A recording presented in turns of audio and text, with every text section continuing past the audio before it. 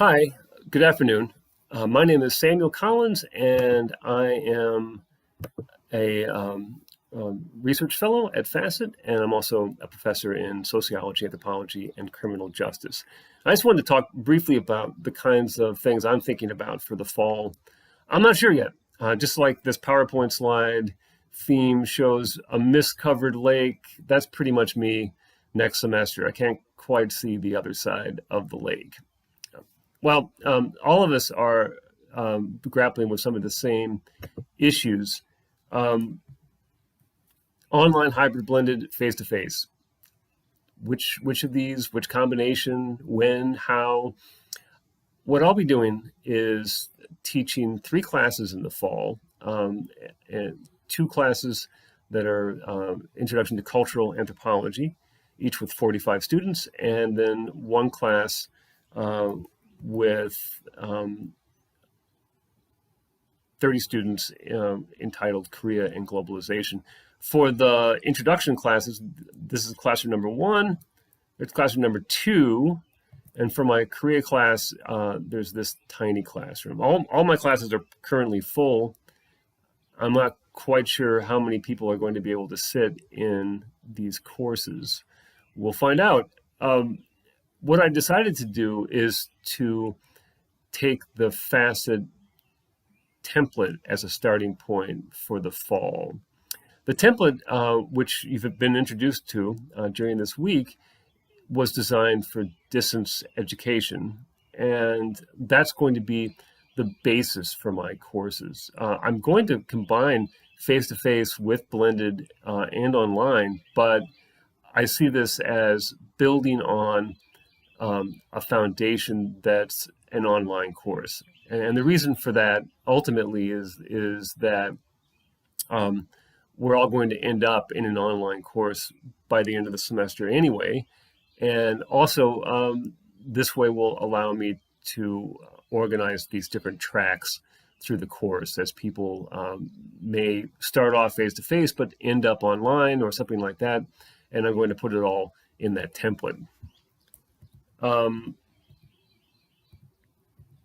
Some of the things that I'm thinking about are basically a flipped classroom model.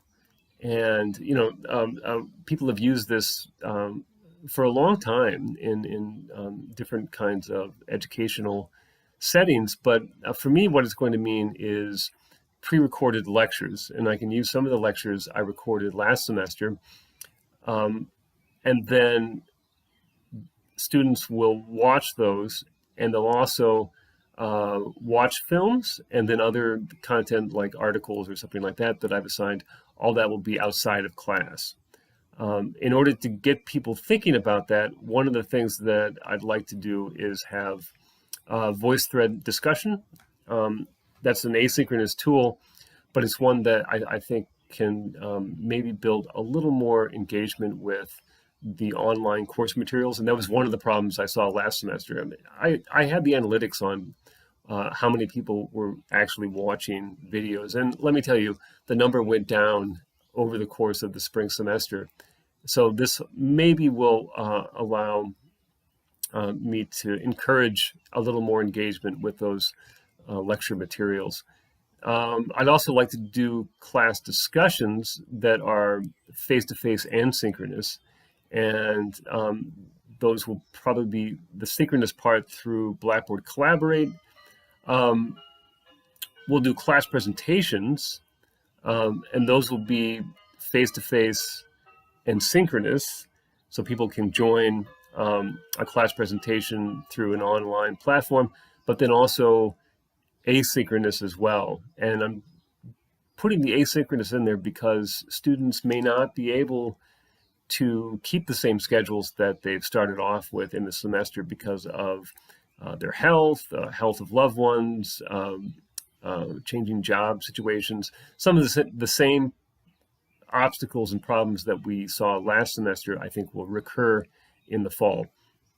Also, Blackboard discussion, which is not a tool I've had a great deal of luck with in terms of getting thoughtful